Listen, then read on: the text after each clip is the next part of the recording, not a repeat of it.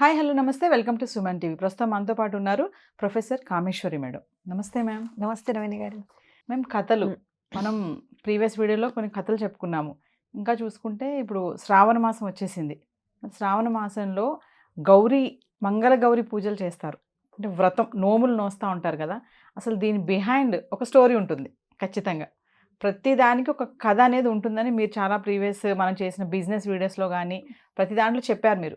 మరి ఈరోజు అసలు మంగళ గౌరీ వ్రతం యొక్క కథ ఏంటి మేడం? అసలు మంచి ప్రశ్న అడిగారండి. మనం అదే ఇంతకుముందు వీడియోస్లో కూడా చెప్పుకున్నాం. శ్రావణ మాసం మొదలైందంటేనే పండగలు, నోములు, వ్రతాలు. ముఖ్యంగా ప్రతి నోముకి కూడా ఒక ఇంపార్టెన్స్ ఉంటుంది. ప్రతి నోముకి కూడా ఒక కథ ఉంటుంది.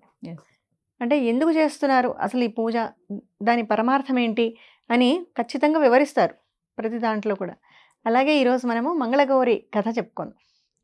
అసలు ఈ వ్రతమంతా చేసుకున్న తర్వాత మొత్తం పూజా విధానం అంతా అయిన తర్వాత ఎప్పుడు కూడా ప్రతి నోము కూడా అంతేనమాట. మొదట గణపతి పూజతో మొదలైన పూజను, వ్రతాన్ని మొత్తం అంతా కంప్లీట్ చేసేటప్పుడు మనం వ్రత కథతో ముగిస్తాం. తోరం కట్టుకొని తోరం తర్వాత వ్రత కథతో ముగిస్తామన్నమాట. సో ఈరోజు మనము మంగళగౌరి మంగళవారం అమ్మవారిని ప్రార్థిస్తూ ఈ కథను మామూలుగా ఎవరికి తెలుస్తుందండి? ఎవరైతే నోము నోచుకుంటారో వాళ్ళకి మాత్రమే తెలుస్తుంది కదా. కొత్తగా పెళ్ళైన వాళ్ళు 5 సంవత్సరాలు చేస్తారు, ఇంట్లో పెద్దవాళ్ళు, ఆడవాళ్ళు. కానీ అందరికీ తెలియాలి కదా, పిల్ల పెద్ద అందరికీ కూడా తెలియాలి. కాబట్టి దీన్ని మనం ఇప్పుడు కథల్లో ఇంక్లూడ్ చేసి చెప్పుకుంటున్నాం ఈరోజు స్టోరీ. ఈ కథను ఫస్ట్ మనము శ్రావణ మాసంలోనే ఎందుకు అనేది ఒక ఫస్ట్ క్వశ్చన్. శ్రావణ మాసంలోనే ఎందుకు మంగళగౌరి వ్రతాలు అని అనుకున్నాము అంటే దీనికి కారణం ఏంటి అంటే క్షీరసాగర మథనం జరిగినప్పుడు మనకందరికీ తెలిసిందే, అందులోంచి చాలా వస్తువులు బయటకు వచ్చాయి. ఫస్ట్ అది ఎప్పుడైతే మథనం జరుగుతూ ఉంటుందో అగ్ని జ్వాలలు చిలకడం జరుగుతూ ఉంటుందో దానిలోంచి అగ్ని జ్వాలలు వస్తాయి, అంటే విషం పుడుతుంది.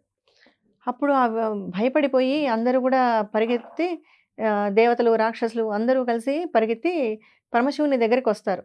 స్వామి ఎలా ఇప్పుడు ఎవరు కాపాడతారు మమ్మల్ని అని రాగానే పరమశివుడు ఒక చిరునవ్వుతో అమ్మవారిని చూస్తాడు. ఆమె జగన్మాత భవానీదేవి.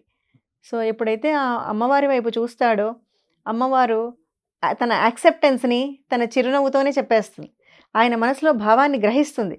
అంటే వీళ్ళందరినీ, వాళ్ళు దేవతలు కానీ రాక్షసులు కానీ మానవులు కానీ ఎవరైనా మనమే రక్షించాలి వాళ్ళని, కాబట్టి ఆ హాలాహలాన్ని నేను స్వీకరిస్తాను అని శివుడి మనోభావం అనమాట. అది గ్రహించిన పార్వతీదేవి వెంటనే యాక్సెప్టెన్స్ ఇచ్చేస్తారు. ఓకే, ఆమె చిరునవ్వుతోనే అర్థం చేసుకున్న స్వామి ఆయన గరళాన్నంతా కూడా తన కంఠంలోనే ఉంచుకుంటారు. అంటే ఆవిడ అక్కడ చూడాలి మనము, మంగళగౌరి ఎంత నమ్మకంతో ఆవిడ తన స్వామిని ఆ కార్యానికి ఒప్పించింది కదా. సో అందుకే ఆ అమ్మవారిని ప్రార్థిస్తూ ఈ శ్రావణ మాసంలో ప్రతి మంగళవారం కూడా మనము మంగళగౌరి నోము అనేది చేసుకుంటాం. ఈ కథను ఫస్ట్ మనకు ఒక రాజ్యం ఉండే, ఆ రాజ్యంలో ఒక రాజు, ధర్మపాలుడు అని ఒక రాజు ఉండేవాడు. ఆయనకు ఒక అందమైన భార్య కూడా ఉండేది. వాళ్ళకి అన్నీ ఉన్నాయి. ఇంకా రాజు అంటే అన్నీ ఉంటాయి కదా. చాలా మంచివాడు, ధార్మికుడు అందులో అతను. కానీ అతనికున్న ఒకటే లోపం, సంతానం ఉండేది కాదు. ఒకరోజు వాళ్ళ ఇంటి ముందుకు ఒక భిక్షాటన చేస్తూ ఒక జంగం దేవర వస్తాడు. ఆ లోపల నుంచి ఈమె సంభారాలన్నీ తీసుకొని భిక్షం వేయడానికని ఆయన భార్య బయటికి వస్తుంది. రాగానే ఆయన వెళ్ళిపోతాడు, తీసుకోడు, భిక్ష స్వీకరించడు. మళ్ళీ 2వ రోజు వస్తాడు, 2వ రోజు స్వీకరించడు, వెళ్ళిపోతాడు. 3వ రోజు మళ్ళీ ఆయన వచ్చే సమయం ముందర ఈమె చాలా బాధపడుతూ ఉంటుంది. ఆయన అంటాడు, ఈరోజు ఏమైనా సరే మనము ఆయన్ని పట్టుకోవాలి, అడుగుదాం, ఆయనకు బంగారు కావాలా ఏం కావాలో అడుగుదాం, మనము అడిగి కావలసింది భిక్షగా ఇద్దాము అంటారు. ఆయన రాగానే ఆయన్ను అడుగుతారు, స్వామి ఎందుకు అట్లా మీరు తీసుకోకుండా వెళ్ళిపోతున్నారు?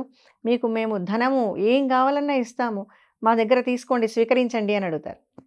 అంటే అతను, లేదు, మీకు పిల్లలు లేరు కదా, కాబట్టి మీ చేతి నుంచి నేను భిక్ష తీసుకోను అంటాడు. అనేసరికి వీళ్ళకు చాలా బాధేస్తుంది. బాధేసి వీళ్ళు వెంటనే ఆయన్నే కాళ్ళు పట్టుకుంటారు. మరి మాకేదో తరుణోపాయం మీరే చెప్పండి. యాక్చువల్గా ఆ రూపంలో ఉన్నది ఎవరు అంటే పరమశివుడు. వీళ్ళ భక్తికి మెచ్చి ఆయనే వరం ఇవ్వడం కోసం అక్కడికి వచ్చింటారు. వెంటనే ఆయన ఒక చిన్న ఉపాయం చెప్తారు. మీరు వెంటనే ఒక నీలిరంగు అశ్వం మీద నీలిరంగు దుస్తులు ధరించి నేను చెప్పిన దిశగా తూర్పు దిక్కుగా వెళ్ళండి. అక్కడ మీకు మీ గుర్రం ఎక్కడైతే అలిసిపోయి ఆగిపోతుందో అక్కడ తవ్వండి, అప్పుడు మీకు కావలసినది దొరుకుతుంది అంట. ఆయన రాజు అలాగే చేస్తాడు. ధర్మపాలుడు అక్కడికి వెళ్ళి తవ్వగానే అక్కడ ఒక పెద్ద మందిరం అంటే గుడి కనిపిస్తుంది. అది అమ్మవారి మందిరం.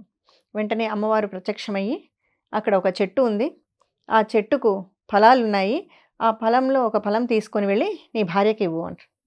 అనగా ఆయన ఆత్రం కదా, గబా గబా గబా అన్ని పళ్ళు కోసేస్తాడనమాట. కానీ భగవంతుడు ఇచ్చేది ఒకటే వరం, ఆయన చేతిలో ఒకటే పండు దొరుకుతుంది. ఆ పండు తీసుకొని ఆయన నిలబడతాడు. అప్పుడు అమ్మవారు అడుగుతుంది, నీకు ఎలాంటి పిల్లలు కావాలి? సంతానం అడిగావు, బాగానే ఉంది, ఎలాంటి వాళ్ళు కావాలి? నీకు ఎక్కువ రోజులు ఉండే మందబుద్ధి ఉన్న పిల్లలు కావాలా, లేదు ఒక్కడైనా తక్కువ ఆయుష్ గలవాడు బాగా తెలివిమంతుడైన కొడుకు కావాలా అని అడుగుతుంది. అన్ని రోజులు ఉన్నవాడు మాకెందుకు, కాబట్టి మాకు బాగా తెలివైన కొడుకును అల్పాయుష్కునే ప్రసాదించమ్మా అని అడుగుతాడు. సరే ముందు పుత్రులు సంతానం కలిగితే చాలు అన్నట్టుగా ఆయన తీసుకొని వచ్చేస్తాడనమాట. ఇంటికి వచ్చేసి ఆ ఫలాన్ని భార్య చేతికి ఇస్తాడు. భార్య చేతికి ఇవ్వగానే ఆవిడ ఆ ఫలాన్ని ఆరగిస్తుంది. కొంతకాలంలోనే వాళ్ళకి సంతానం కలుగుతుంది. పండంటి మగబుడ్డ పుడతాడు. ఆ బాలుడికి వాళ్ళు శివధర్ముడు అని పేరు పెడతారు. భగవంతుడి వరప్రసాదం కదా, ఆ పిల్లవాడు కూడా చాలా వృద్ధిలోకి వస్తాడు. చాలా అందంగా ఉంటాడు పిల్లవాడు. చురుకుదనము, చదువు, తెలివితేటలు అన్నీ పుష్కలంగా ఉంటాయి. 16 ఏళ్ల వయసు వస్తుంది. 16 ఏళ్ల వయసు రాగానే ఒకరోజు తల అంటుతూ తల్లి ఏడుస్తుంది. ఏడ్చేసరికి ఆమె కంట్లో నీళ్ళన్నీ అతని పాదాల మీద పడతాయి. అమ్మా ఎందుకు ఏడుస్తున్నావు, ఏమైంది అంటే, నాయన ఇట్లా భగవంతుడు వరం ఇచ్చాడు, నీకు 16 ఏళ్లే నీకు అంటే కొడుకు అంటాడు, ఎందుకమ్మా చింతిస్తావు, వరం ఇచ్చింది భగవంతుడు కదా, సో ఆయనే కాపాడతాడు, ఆయనే ఆయుష్ను కూడా ఇస్తాడు, నువ్వు ఎందుకు భయపడతావు, భయపడద్దు అంటాడు. భయపడద్దు అనగానే ఇంతలో మేనమామ వస్తాడు అక్కడికి. మేనమామ రాగానే నువ్వు చింతించద్దు, మనకన్నిటికీ ఆయనే కాపాడతాడు, మేము కాశీయాత్రకు వెళ్ళొస్తాము అంటారు. అని మేనమామ ఈ అబ్బాయి శివధర్ముడు ఇద్దరూ కలిసి కాశీయాత్రకు బయలుదేరుతారు. బయలుదేరుతూ మార్గ మధ్యంలో అంటే మజిలీ ఉంటుంది కదా, ఒకేసారిగా అంత దూరం వెళ్ళలేరు. అందులోనూ అప్పుడు ట్రాన్స్పోర్టేషన్ ఫెసిలిటీస్ అవి కూడా తక్కువ, నడకదారిన వెళ్ళేవాళ్ళు అందరూ కూడా. సో అక్కడ మజిలీ చేయడానికని ఒక నందీపుర పట్టణం అని అక్కడ ఆగుతారు. అక్కడ ఒక పూల తోట ఉంటుంది. అక్కడ పూల తోటలో కూర్చొని వీళ్ళు సేద తీర్చుకుంటూ ఉంటారు. ఇంతలో అక్కడికి కొంతమంది పిల్లలు, అమ్మాయిలు ఆడుకుంటూ పూలు కోసుకోవడానికని వస్తారు. ఆ పూలు కోసుకుంటూ ఇంతలో నాకు నాకు నాకు అని చిన్నపిల్లలు వాళ్ళు అంతా నాకు నాకు నాకు అనే దీంట్లో కొంతమంది పిల్లలు దుర్భాషలు ఆడతారు, అంటే తప్పుడు మాటలు. ఆ తప్పుడు మాటలు ఏంటంటే ఏముండా అట్లా మాట్లాడుకుంటారనమాట. అనగానే అందులో ఉన్న ఒక అమ్మాయి, సుశీల అనే అమ్మాయి బయటకు వస్తుంది. ఎవరక్కడ ఇట్లాంటి మాటలు మాట్లాడుతున్నారు, ఇలాంటి మాటలు ఎవరు మాట్లాడద్దండి, మేమున్న 7 వాడల్లో అంటే మా ఊరు కాకుండా మొత్తం మా చుట్టుపక్కల 7 ప్రాంతాల్లో ఎక్కడ కూడా ఎవరికి ఆడవాళ్ళకు వైధవ్యం అనేదే రాదు, ఎందుకంటే మా అమ్మ మంగళగౌరి నోమును వస్తుంది కాబట్టి మాకెవ్వరికీ అలాంటి పరిస్థితి లేదు, అలాంటి మాటలు ఎవరు మాట్లాడద్దండి అని తను కాస్త మందలిస్తుంది అందరినీ. ఇది వెంటనే ఈ అబ్బాయి మేనమామ వింటాడు. వినగానే అవునా, అట్లయితే ఇప్పుడు నా అల్లుడికి అల్పాయుష్కుడు కదా, సో ఈ అమ్మాయినిచ్చి పెళ్లి చేస్తే, మంగళగౌరిని పూజించే అమ్మాయినిచ్చి పెళ్లి చేస్తే నా అల్లుడికి దీర్ఘాయుష్ కలుగుతుంది కదా అని మనసులో భావించి వెంటనే అతని ఇట్లా పైన సల్లా ఉంటుంది, అది తీసుకొని ముడి వేసేస్తాడు అల్లుడికి. అంటే మనసులోనే ఆయన భావించేస్తాడు ఈ అమ్మాయికి తన అల్లుడికి వివాహం చేసినట్టుగా భావించగానే ఇంతలో అందరూ అమ్మాయిలు అక్కడి నుంచి వెళ్ళిపోతారు. వెళ్ళిపోయిన తర్వాత ఆ అమ్మాయి రాజకుమారి, ఆ అమ్మాయికి రాజ్యానికి సంబంధించిన కొంతమంది రాజభటులు వస్తారు అక్కడికి. వచ్చి వీళ్ళ ఇద్దరిని అడుగుతారు, ఏమనంటే మీ అబ్బాయి చాలా బాగున్నాడు, మా రాజకుమారికి ఒక్కరోజు అరువుగా ఇస్తారా పెళ్లి చేయడానికి అంటారు. అప్పుడు ఈయన మేనమామ అడుగుతాడు, ఫస్ట్ మనసులో సంతోషపడతాడు, ఆహా నేను మనసులో అనుకుందే కదా ఇక్కడ జరుగుతుంది అని సంతోషపడతాడు. సంతోషపడి అయినా ఇదేంటి, ఎవరైనా వస్తువులో బంగారో ఇంకేదైనా అరువుగా అడుగుతారు అంటే అప్పుగా, మీరేంటి పిల్లవాడిని అడుగుతున్నారు అప్పుగా, అది కూడా పెళ్ళికి అని అంటారు. లేదు మాకు కొంత సమస్య ఉంది, ఈ అమ్మాయికి మేము వేరే వరుణ్ణి చూసి పెట్టాము, మా పొరుగు రాజ్యం మహారాజు కొడుకు, కానీ అతనికి వ్యాధి ఉంది, వ్యాధిగ్రస్తుడు, అందుకు ఈ అమ్మాయి చూడగానే ఒప్పుకోకపోవచ్చు, కాబట్టి మొదట ఇవన్నీ చెప్పరు వాళ్ళు. చెప్పకుండా దోషం ఉంది అని చెప్తారు. దోషం ఉంది, అందుకు మొదట మీ అబ్బాయిని ఒక్కరోజు ఈరోజు పెళ్లి చేస్తే సరిపోతుంది అంటారు. అనగానే సరే ఏదైనా సరే ముందు పెళ్ళైతే జరుగుతుంది కదా అని చెప్పి ఈయన ఒప్పుకొని అప్పటికప్పుడే వెంటనే అక్కడే అమ్మవారి ముందరే సాన్నిధ్యంలో పెళ్లి చేసేస్తారు. పెళ్లి చేసే కానీ అమ్మాయి ఇంటికి వెళ్తారు. మా మేనమామ అల్లుడు వీళ్ళు పడుకొని ఉంటారు, అమ్మాయి అబ్బాయి. వీళ్ళు నిద్రపోయే టైంలో ఆ అమ్మాయి అమ్మవారి భక్తురాలు కదా, వెంటనే అమ్మవారు కల్లో కనిపిస్తుంది.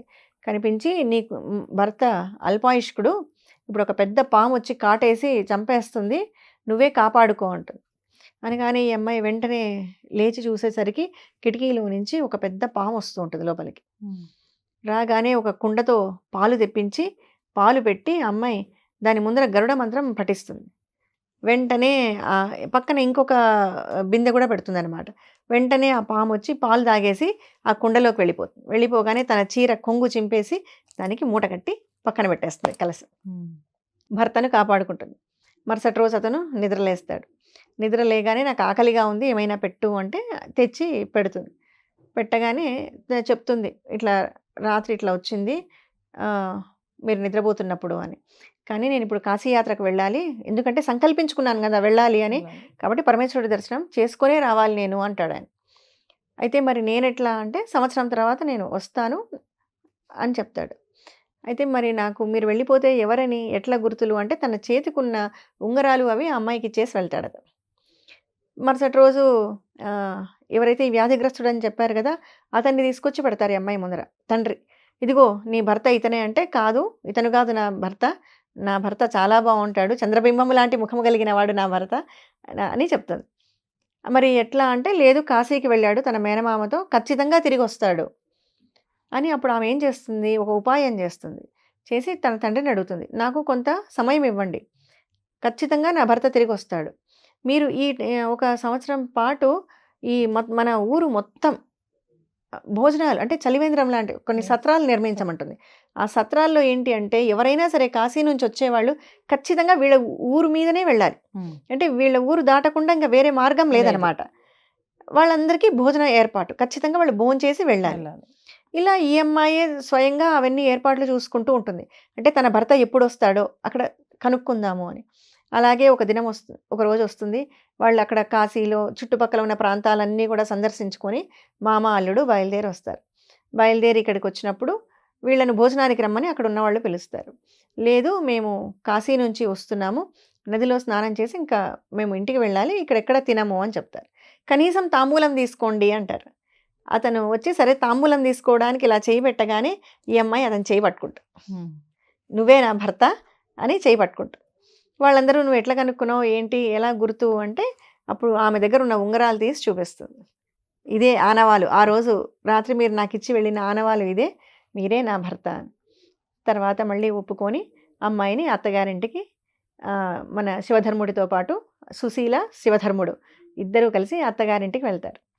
ఇలాంటి నోము నోచిన అమ్మాయి మా ఇంటికి వచ్చి మా అబ్బాయిని కూడా ఆయుష్ ఇచ్చింది, అబ్బాయికి ఆయుష్ ఇచ్చింది అని. అప్పటి నుంచి ఆ రాజు మొత్తం వాళ్ళ రాజ్యంలో ఉన్న వాళ్ళందరూ కూడా ఆడవాళ్ళందరూ కూడా ఈ నోము నోచుకోవాలి అని వాళ్ళందరికీ ఆ వసతులు కల్పించి ఈ విధంగా అందరూ కూడా ఆ పూజ చేసుకుంటూ చాలా సంతోషంగా ఉంటారు. శివధర్ముడు సుశీల. సుశీల.